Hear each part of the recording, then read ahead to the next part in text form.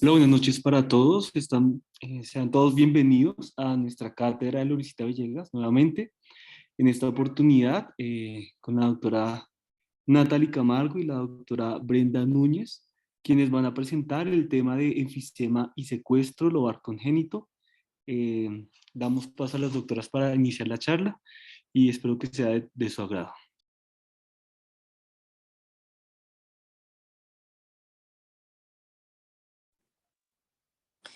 Buenas noches, mi nombre es Brenda Núñez. La semana pasada estábamos pues hablando de las malformaciones pulmonares congénitas. Hoy vamos a continuar con el tema. Vamos a hablar inicialmente de secuestro pulmonar como el abordaje inicial, fisiopatológico y clínico, y ya luego Natalie nos va a hablar acerca de cómo sería el abordaje quirúrgico. Entonces, continuando con el secuestro pulmonar, se define como una lesión poco frecuente caracterizada por tejido pulmonar anormal que no se comunica con el árbol bronquial, quedando aislado o secuestrado, y que característicamente tiene pues su propia irrigación arterial sistémica anómala, que por lo general procede de la aorta descendente. Siguiente, por favor. Podemos clasificar entonces el secuestro pulmonar en intralobar y extralobar. En conjunto, el secuestro pulmonar es aproximadamente del 1 al 6% de todas las malformaciones pulmonares congénitas, y el intralobar se caracteriza porque es el 75% del secuestro pulmonar. El extralobar es del 25% y puede llegar a ser hasta el 10% extratorácico. Siguiente, por favor. Perdón, lo volvemos un segundito, por favor. En la imagen, en la primera imagen, ahí vemos cómo característicamente es el intralobar, en donde hay una arteria que sale de la aorta descendente y se irriga, y en la imagen de la derecha vemos cómo característicamente también tiene su propio drenaje venoso y su propia arteria. Ahora sí, adelante, por favor, gracias. Dentro de la etopatogenia del secuestro lobar se han descrito como dos teorías, aunque no hay nada aún pues que se haya como comprobado como tal cuál es la fisiopatología, pero se ha considerado que una de las teorías es que la yema pulmonar, cuando se inicia el desarrollo y se separa del intestino anterior, se puede encontrar que se genera como una yema pulmonar independiente, que genera como un desarrollo independiente del pulmón, que finalmente recibe irrigación de arterias directamente de la aorta descendente, y que si se desarrolla antes de la formación de la pleura, se va a generar como un secuestro intralobar, y si se desarrolla después de que se desarrolle la pleura, se va a desarrollar como un secuestro extralobar. Hay alteración. La otra es que se genera, la otra teoría que existe es que se genera una alteración durante la formación pulmonar, específicamente sobre la etapa pseudoglandular, pero no se ha especificado exactamente cuál es el trastorno o qué es lo que genera la alteración. Siguiente, por favor.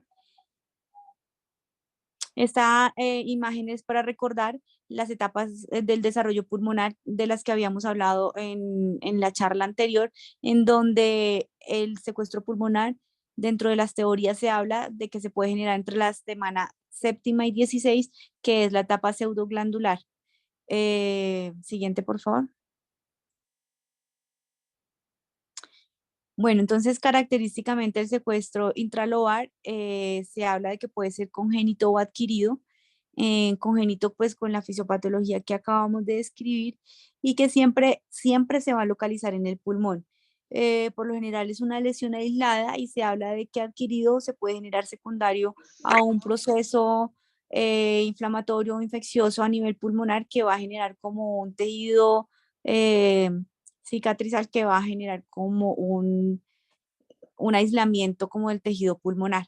En este angiotac podemos ver un secuestro pulmonar a nivel del lóbulo inferior izquierdo, y podemos ver como una arteria que sale pues desde la aorta descendente va directamente como hacia este tejido. Y otra característica es que no tiene comunicación con la vía aérea, que podemos ver bien definido en esta imagen. Adelante, por favor. Bueno, dentro de esta clasificación también encontramos el secuestro extralobar. Característicamente siempre es congénito, nunca se puede hablar de un secuestro extralobar que sea adquirido por la fisiopatología, el origen que acabamos de describir. Se puede adquirir dentro del pulmón o en una posición ectópica. Dentro de estas posiciones ectópicas podemos encontrar el cuello, el mediastino, incluso intraabdominales o en el pericardio.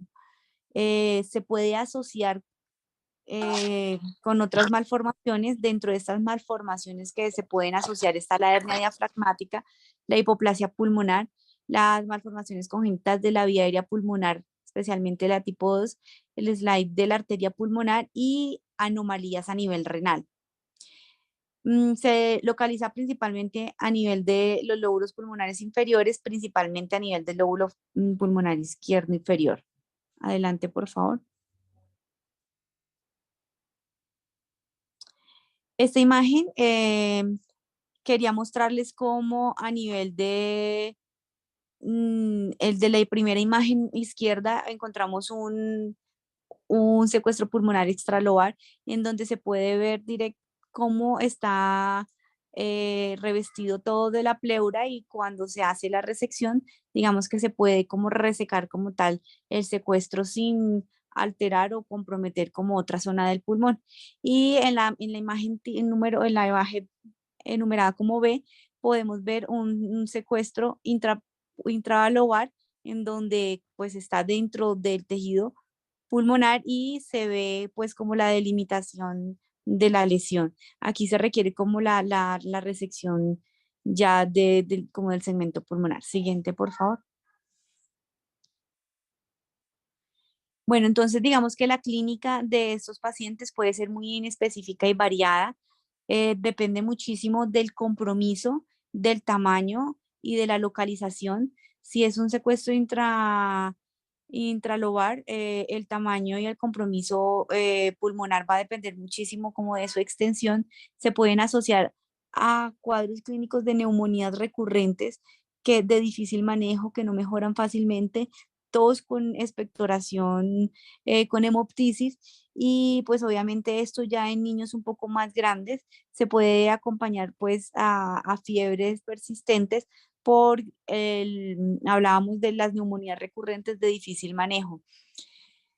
De igual manera, también si estamos hablando de un secuestro extralobar, dependiendo de la localización, puede generar efecto de masa y digamos que puede generar desplazamientos mediastinales, compresiones, alteraciones de pronto en la función cardíaca dependiendo de la localización. Eh, digamos que es importante hacer el enfoque clínico y con esto pues como realizar imágenes diagnósticas que nos ayuden a enfocar el diagnóstico del paciente. Siguiente, por favor. Entonces, pues el diagnóstico depende si se logra o se identifica algo a nivel prenatal, una eco de detalle con pues un operador que sea entrenado pues en este tipo de imágenes, una resonancia magnética fetal que nos va a ayudar más como a verificar el tipo de lesión, localización y si se hace ya cuando tenemos ya el diagnóstico postnatal, un angiotac es importante porque como sabemos, como acabamos de explicar, cuando hablamos de este tipo de lesiones tienen su propia irrigación y es importante como determinar la irrigación y el drenaje venoso para poder pues planear el tiempo quirúrgico y cómo se debe hacer. Siguiente, por favor.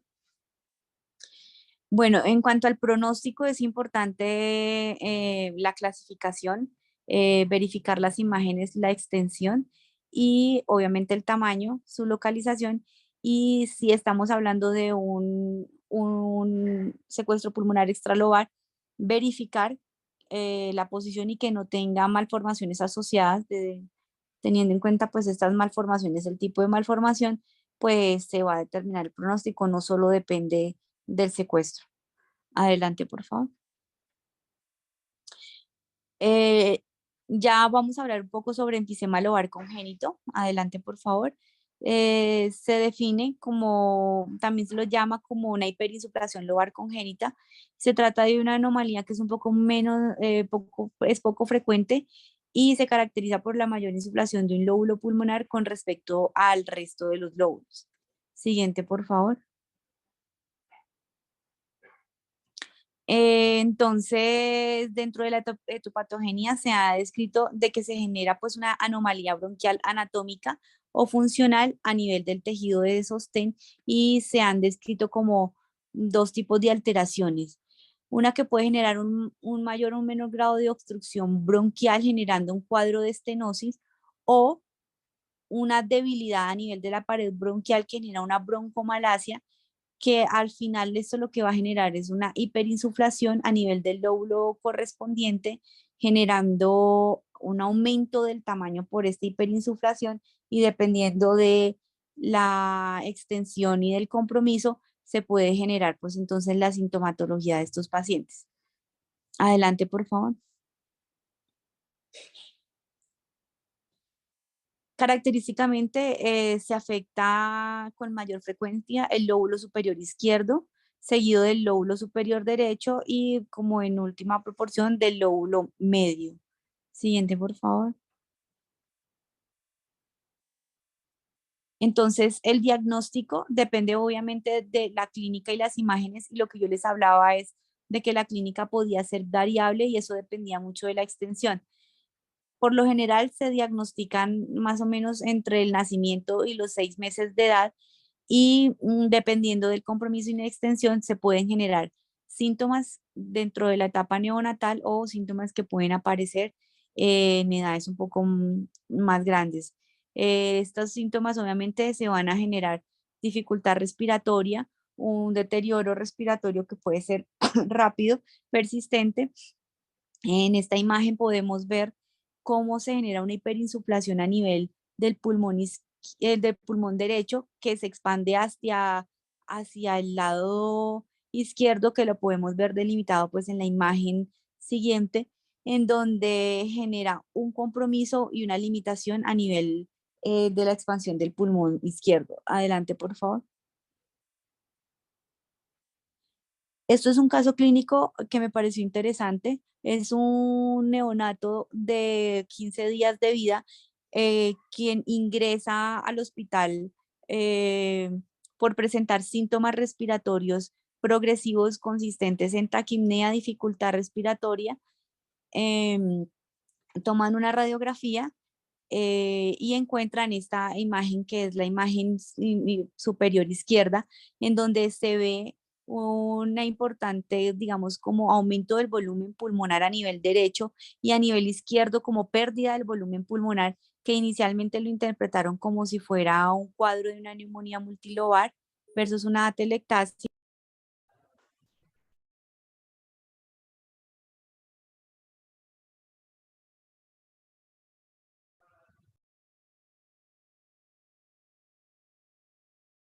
Brenda, no se te está escuchando.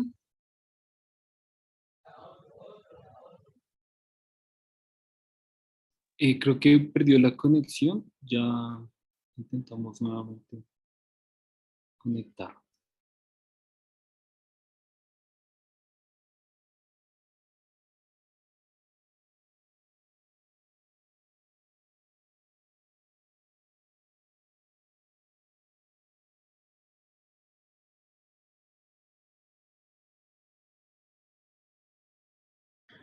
Bueno, entonces mientras que Brenda intenta nuevamente la conexión, vamos a seguir ya con lo que es el manejo de estas dos patologías. Entonces, en cuanto al manejo del enfisema lobar congénito, un momento. Bueno, entonces el manejo de esto pues va a depender de la gravedad de los síntomas. Tener en cuenta que pues la mitad de los pacientes van a presentar síntomas en el primer mes de vida. La mayoría se va a diagnosticar a los 6 meses de edad y la mayoría de los estudios son reportes de casos pues realmente en cuanto al enfisema lobar La evidencia es muy poca sobre el manejo tanto expectante como el manejo quirúrgico debido pues a la incidencia y algo importante es que se debe realizar un adecuado diagnóstico y debemos de eh, pues diferenciar los diagnósticos, los otros diagnósticos diferenciales. Entonces, no debemos diagnosticar erróneamente un neumotórax, pues que pues el manejo es totalmente diferente y la principal característica para diferenciarlo de este es que, el enfisema va a tener marcas broncovasculares, como vemos acá en el área radiolúcida, a diferencia pues del neumotórax. Entonces, importante, otras imágenes más especializadas, aparte de la radiografía de tórax, en donde podemos tener una tomografía para delimitar con precisión la anatomía del lóbulo afectado, pues como vemos acá todo lo que es el lóbulo medio afectado derecho, para pues poder realizar un planeamiento quirúrgico. La broncoscopia es útil realizarla principalmente en niños pues asintomáticos con edades avanzadas, que vamos a realizar un manejo conservador para evaluar todas las variaciones anatómicas o distinguir pues que no haya cuerpos extraños, pero principalmente para ver la anatomía de este paciente. En cuanto pues a la parte quirúrgica, cuando llevamos el paciente a cirugía en la parte pues de anestesiología, importante que haya una intubación selectiva. Sin embargo, en algunos casos o en algunos niños no es posible, por lo tanto pues la intubación de una sola luz puede exponer al lóbulo afectado a una mayor presión, lo que hace que haya un aumento de esa hiperinflación y que haya una compresión cardíaca. Por lo tanto, el cirujano debe abrir pues la cavidad torácica después de la inducción muy rápidamente para que el lóbulo enfisematoso se hernie fuera del tórax y pues deje de que haya una pues desviación del mediastino o una compresión cardíaca. Por esto pues se recomienda pues la intubación selectiva. En cuanto a las comparaciones del manejo del tratamiento conservador y quirúrgico en seguimiento a largo plazo, pues realmente, como les dije, la literatura es muy escasa frente a estos dos manejos y pues realmente no hay muchos artículos frente a esto. Encontré pues en la literatura este artículo publicado en el 2019 en donde ellos, pues el objetivo fue evaluar la presentación clínica y de los resultados operativos de los pacientes con enfisema lobar congénito. Fue una corte retrospectiva multi-institucional y fueron pacientes sometidos a resección quirúrgica desde el 2009 hasta el 2015. Vemos que fueron solo pues 53 casos de enfisema, 60.4 eran hombres y un diagnóstico prenatal se hizo a los 24.5%. La indicación pues quirúrgica más frecuente fue que el paciente presentara sintomatología respiratoria, que fue en el 77% de los pacientes, y dentro de esta sintomatología estaba la taquipnea, tos crónica y la necesidad de un soporte ventilatorio mecánico. Aquí vemos entonces esta gráfica de barras en donde la mayoría, pues el 34% de los pacientes se llevaron en etapa neonatal, ya el otro 57% estuvieron distribuidos desde el mes de edad hasta los 12 meses y mayor a los 12 meses se presentó, pues se llevaron pacientes principalmente asintomáticos, que fue el 9%. El 31.7% de los pacientes sintomáticos se sometieron a cirugía después de las 12 semanas de edad. Entonces, lobectomía se realizó en 96% de los pacientes, la duración media de la cirugía fue 160 minutos, toracotomía se realizó en el 84% de los pacientes y toracoscopia en el 11% de los pacientes. Vemos acá que en la toracoscopia la tasa de conversión fue alta, un 25%, y principalmente por una exposición inadecuada pues del campo operatorio. Y vemos acá entonces las complicaciones de todos estos pacientes que se llevaron a cirugía con enfisema fue el 26.4%, de los cuales vemos que mortalidad solo se presentó el 1.9%, que es muy baja, y vemos acá las otras complicaciones: intubación prolongada mayor a 48 horas, el 13.2%, neumotórax que volviera a requerir tubo después de, pues, de retirar la toracostomía que se le había dejado al paciente, 7.5%, fuga de aire mayor a 48 días, el 3.8%, Cualquier transfusión también 3.8%, readmisión también 5.7% y neumonía 3.8%. Fueron las complicaciones pues mayor observadas en este tipo de pacientes. Entonces, en cuanto pues la discusión de este artículo, es una de las series más grandes conocidas hasta la fecha de pacientes llevados a cirugía de enfisema lobar congénito, aunque pues nada, los pacientes tengan dificultad respiratoria al nacer, a veces el enfisema a menudo se presenta de una manera más tardía e insidiosa, que a veces pues el diagnóstico también es difícil, principalmente en aquellos pacientes que son asintomáticos. La resección quirúrgica se asoció con una baja mortalidad y vemos que pues, los resultados clínicos fueron excelentes y se ha descrito una aparente involución de esta patología. Sin embargo, pues hay que tener cuidado con estos pacientes porque pueden desarrollar en cualquier momento una dificultad respiratoria grave y la indicación o la vía que debemos hacer en estos pacientes es una toracotomía. Realmente la toracoscopia pues ya depende de la experiencia del cirujano. Sin embargo, pues es un poco más difícil por el campo operatorio que va a estar un poco limitado. Acá tenemos un artículo, es un artículo, una pues, serie de casos, fueron 4, en donde nos muestra si realmente el manejo conservador sirvió o no. La literatura pues no se encuentra mucho sobre el manejo conservador de estos pacientes. Como vemos acá fueron 4 pacientes, edades pues desde los 3 meses, 20 días, 3 meses a 24. Vemos acá entonces, 2 niños y 2 niñas, la sintomatología respiratoria lo presentaron 3, un paciente fue asintomático y este paciente asintomático tenía un diagnóstico prenatal. Y vemos acá el tratamiento pues en todo fue conservador, pero vemos que el seguimiento pues de estos pacientes fueron muy diferentes. Uno se pudo seguir hasta los 17 años asintomático, otro hasta los 7 meses, otro hasta los 10 meses y 6 meses. Entonces, pues la recomendación que realiza este artículo es que si el paciente se encuentra asintomático o las exacerbaciones respiratorias se toleran adecuadamente, el manejo conservador debería ser el tratamiento de elección previo a una broncoscopia que nos indique que la vía aérea es normal. Sin embargo, pues teniendo en cuenta, esto solo es un artículo pues, de serie de casos.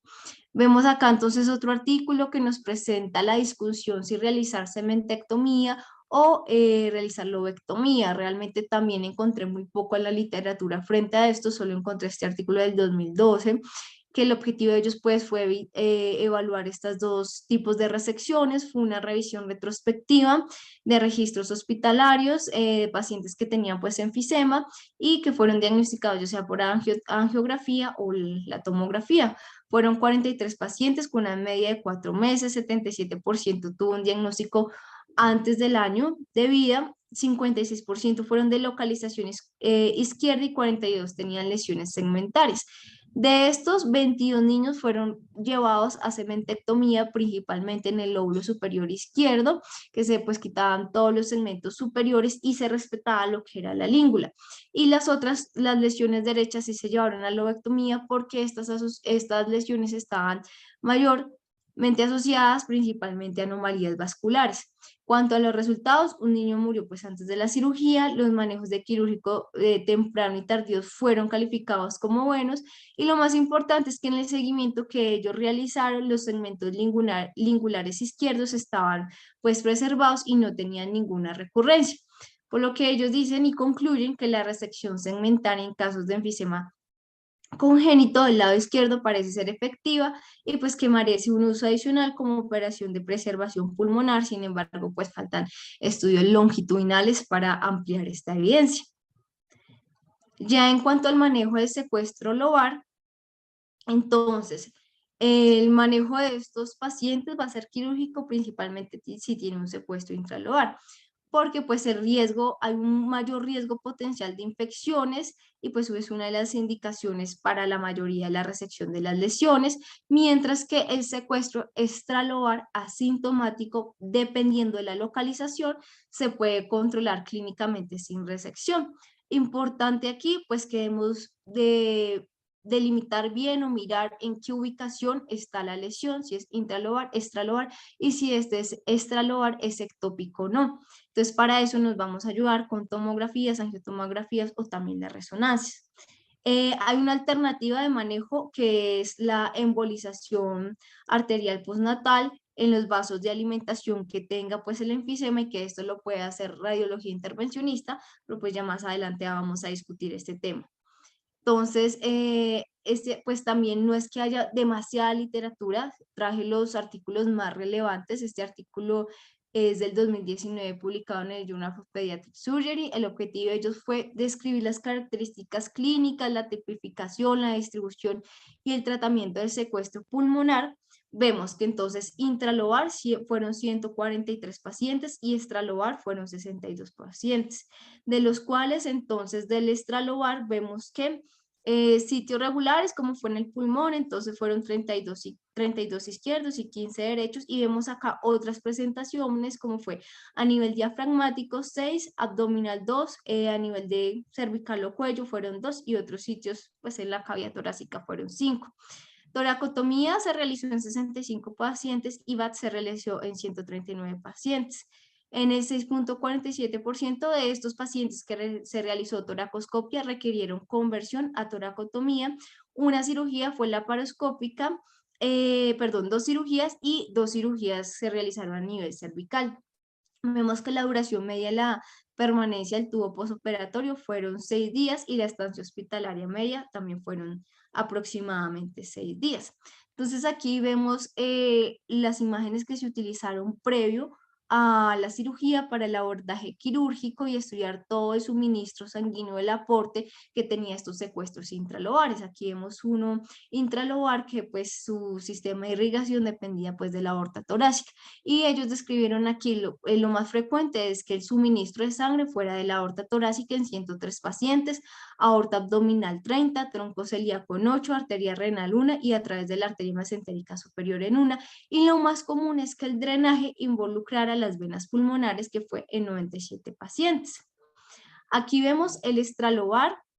En la imagen nos muestra un secuestro extralobar a nivel cervical, dependiente también de una de las ramas subclavia derecha, y vemos acá que la irrigación en la mayoría de la extralobar en este estudio fueron de la aorta torácica en 38, aorta abdominal 11 y tronco celíaco 4, arteria subclavia 4, y pues ahí fueron en menor frecuencia las otras que vemos ahí.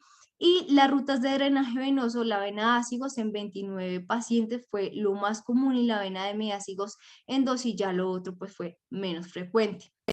Entonces aquí vemos la comparación pues de los pacientes que se llevó a toracotomía frente a toracoscopia. Vemos que el tiempo operatorio sí fue un poco mayor en la toracotomía, pérdida de sangre también fue un poco mayor en la toracotomía, la duración de la toracostomía, tubo de tórax también fue mayor, lo mismo que el drenaje, el volumen del drenaje, y los días de estancia posoperatoria pues también fueron mayores en la toracotomía.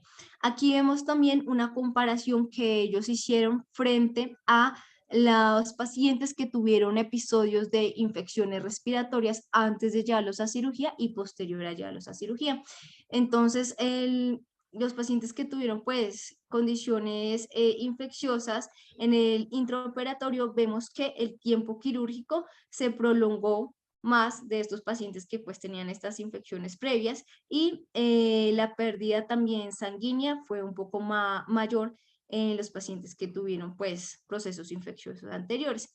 Y también compararon los resultados posoperatorios, comparando también estos dos tipos de pacientes, y vemos que el tiempo de drenaje también fue mayor, o sea, el tiempo que se usó la toracostomía fue mayor en los pacientes que presentaron procesos infecciosos, y el volumen también fue mayor en estos pacientes a comparación de los que no habían tenido ningún proceso infeccioso. Lo otro que ellos discutían era la óptima para la cirugía.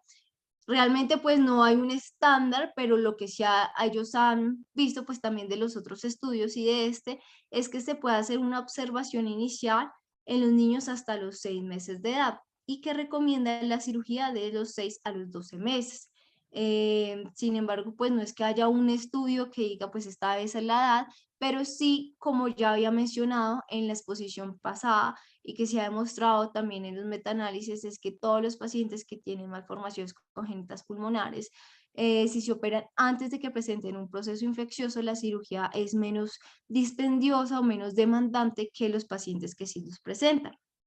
Aquí vemos que la tasa de infección por secuestro intralobar aumentó significativamente con la edad, intralobar el 71% y extralobar el 31.3%. Entonces, la decisión de realizar una resección en cuña, una lobectomía, pues principalmente se va a basar en el tamaño de la lesión y la localización. La lobectomía para lesiones que van a variar de tamaño, que sean más grandes, en las que queden un mínimo de tejido pulmonar normal y en las que estén cercanas al hilo pulmonar.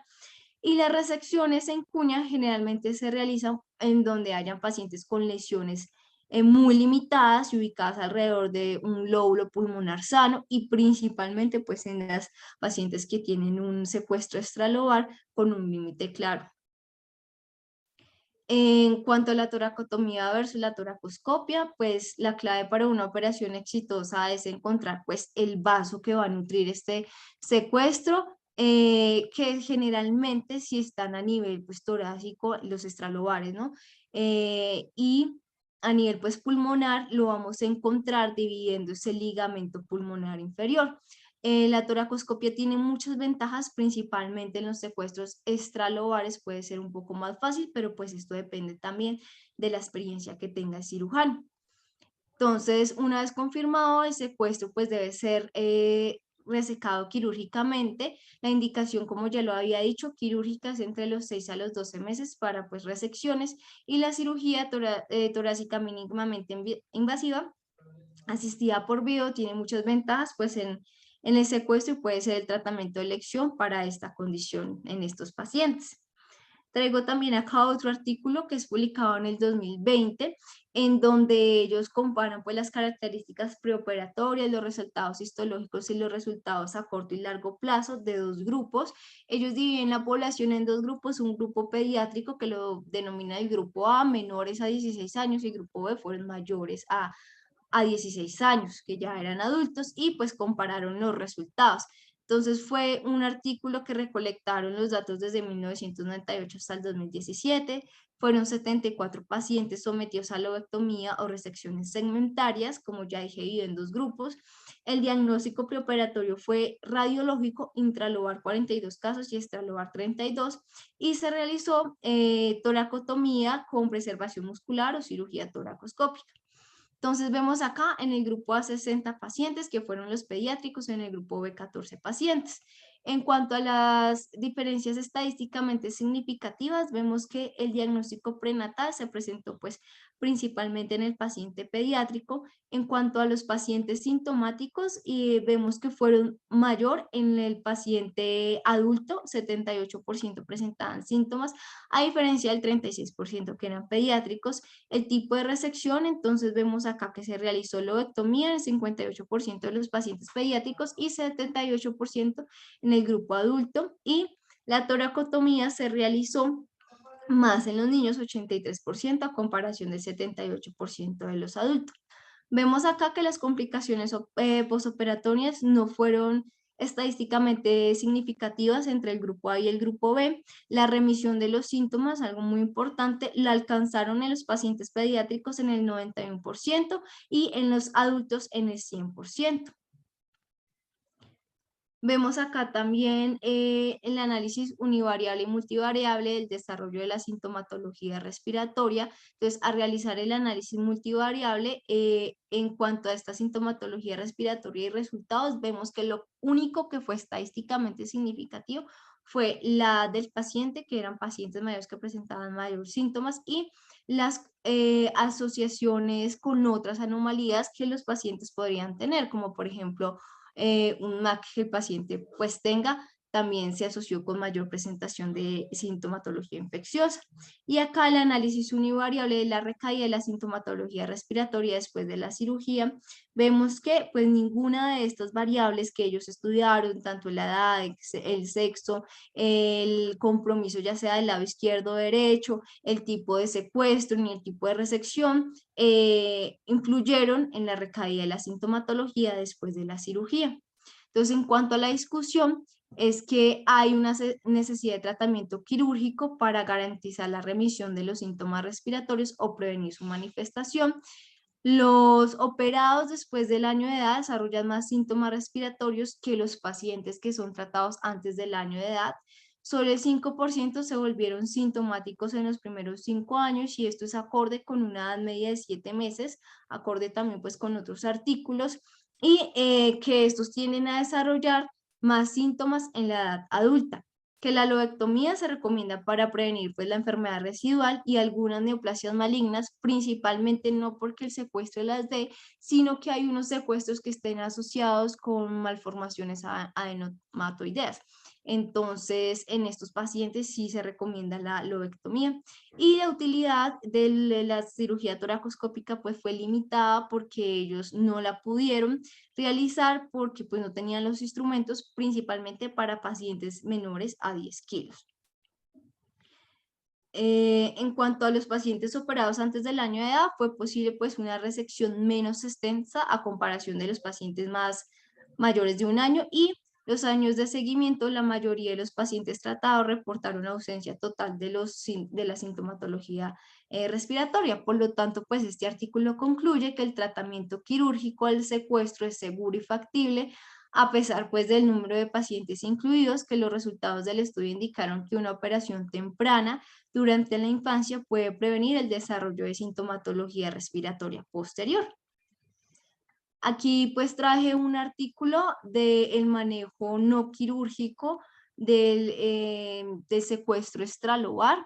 Este artículo fue publicado en el 2020, fue una corte retrospectiva que se realizó desde 1999 hasta el 2016, que fue pues comparar la historia natural de los pacientes que se les llevó a cirugía versus a los que se le dio un manejo médico. Aquí vemos que la población de ese artículo fueron 47 pacientes con secuestro extralobar y 19 pacientes fueron llevados a manejo conservador.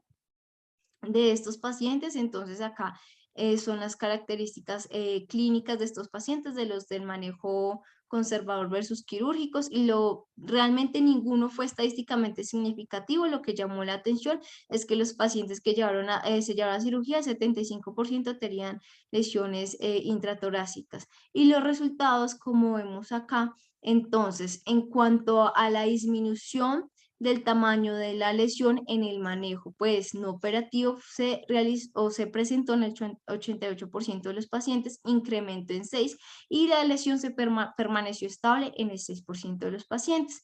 Y ellos reportan en su artículo que los pacientes permanecieron asintomáticos, fue en el 100% de sus pacientes que les dieron manejo conservador, pero pues solo fueron 19 pacientes. Por lo tanto, pues la conclusión es que este estudio puede soportar la seguridad pues de los pacientes con secuestro extralobar asintomático y manejo conservador, ya que pues la mayoría pueden presentar disminución del tamaño de la lesión, y pues sin embargo tenemos que tener cuidado porque pues es unos artículos retrospectivos de muy poca cantidad de pacientes, pero pues se deben realizar estudios longitudinales.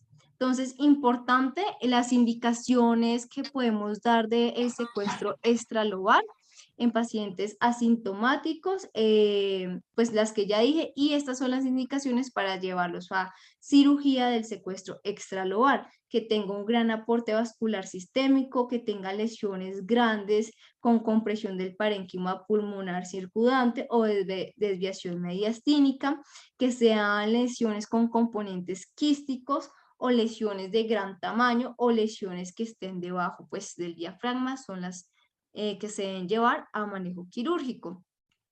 Aquí traigo pues este artículo, ya pasando a hablar sobre la embolización en el secuestro lobar. Esto es, entonces, pues es un artículo también retrospectivo, realizado entonces en febrero del 2002 hasta diciembre del 2011, en donde se recolectaron los pacientes. Fueron en total 73 menores de 15 años, y vemos aquí.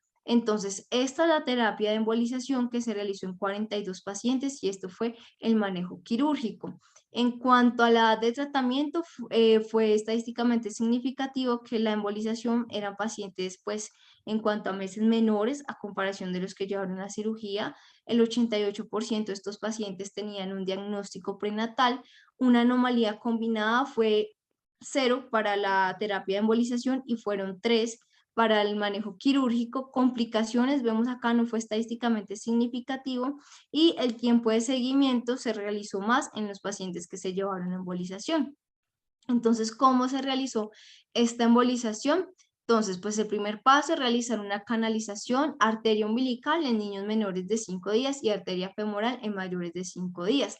Se realiza un aortograma para obtener pues un mapa arterial de los vasos sistémicos que van a irrigar el secuestro.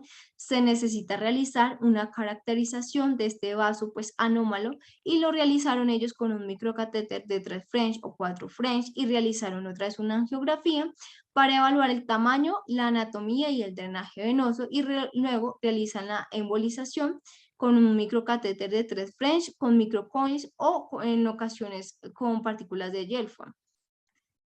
Entonces, aquí vemos los resultados. Fueron 73 pacientes, de los cuales 42 embolización. Vemos que en la regresión, este seguimiento se realizó por TAC, solo o sea, no realizaron regresión 4 pacientes, de los cuales uno se volvió a llevar a embolización y de los otros 3 se llevaron a cirugía. Una regresión parcial en el 83.3% de los pacientes, es un porcentaje alto, y la regresión completa solo lo presentaron en el 7.1% de los pacientes. Ellos también acá en su artículo muestran una comparación de la toracotomía versus la toracoscopia. Realmente lo único estadísticamente significativo fue los días con el tubo de toracostomía, y que fue menor para la toracoscopia, y el seguimiento fue mayor para pacientes que fueron llevados a toracotomía. Entonces, como vemos acá, pues no tuvieron tan buenos resultados en cuanto a la regresión completa. Hay limitaciones en las indicaciones de embolización en los pacientes con alto riesgo quirúrgico. La eficacia y seguridad pues todavía no está demostrada en su estudio, ya que solo pues 7% presenta una resección completa. Y basados en este y en otros estudios, la resección quirúrgica se cree que sea el método pues más seguro y efectivo.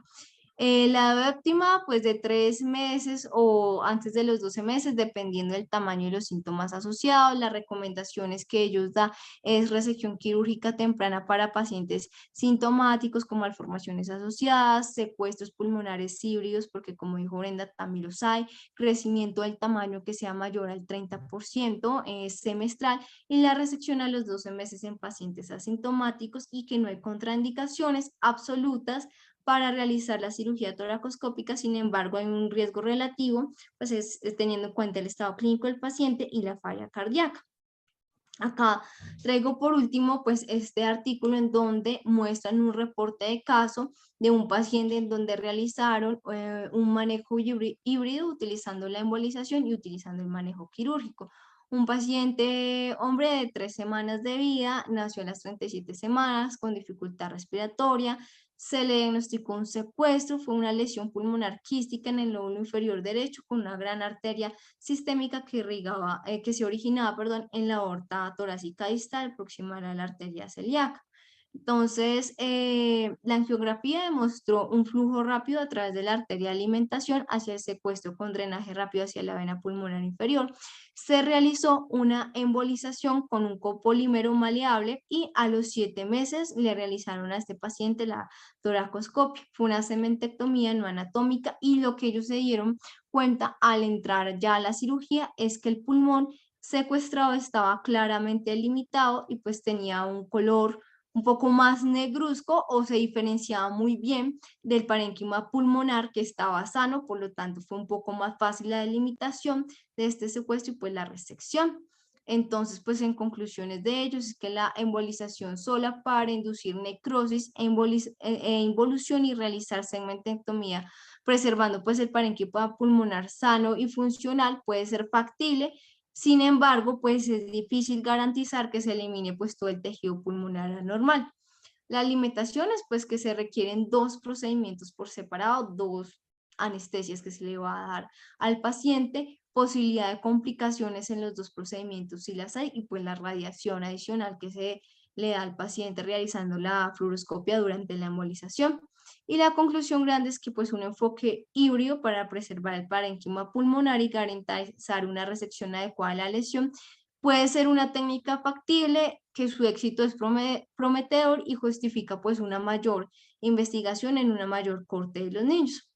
Entonces, ya para terminar nuestra charla, en cuanto al manejo de estos pacientes, entonces siempre debemos descartar diagnósticos diferenciales en el enfisema lobar congénito. La broncoscopia es importante para evaluar la anatomía en la vía aérea del enfisema. En cuanto al enfisema, también se recomienda el manejo quirúrgico por toracotomía. Manejo conservador aún en el enfisema, pues no está del todo establecido y falta más evidencia. Manejo quirúrgico de toracotomía versus toracoscopia en secuestro intralobar para prevenir cuadros infecciosos, dependiendo pues de la experiencia que tenga el cirujano. Manejo conservador, hay una evidencia, aunque sea limitada, pero la hay en principalmente extralobar, es factible, pero con un adecuado seguimiento del paciente. Y la embolización selectiva puede ser un manejo factible, sin embargo requerimos mayor evidencia y se puede realizar como un manejo híbrido. Entonces aquí pues damos terminado nuestra charla. No sé si algún cirujano quiere hacer algún aporte a la charla.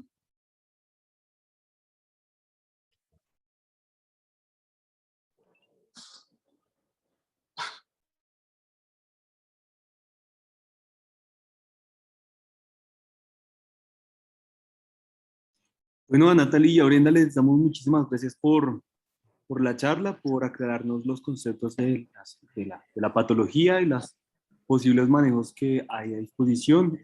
Los micrófonos están abiertos para ver si alguna persona quiere hacer alguna pregunta o algún comentario adicional.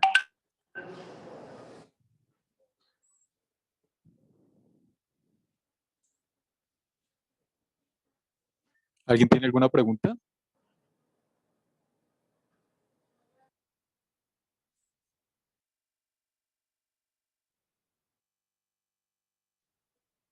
Bueno, Natalie y Brenda, muchas gracias.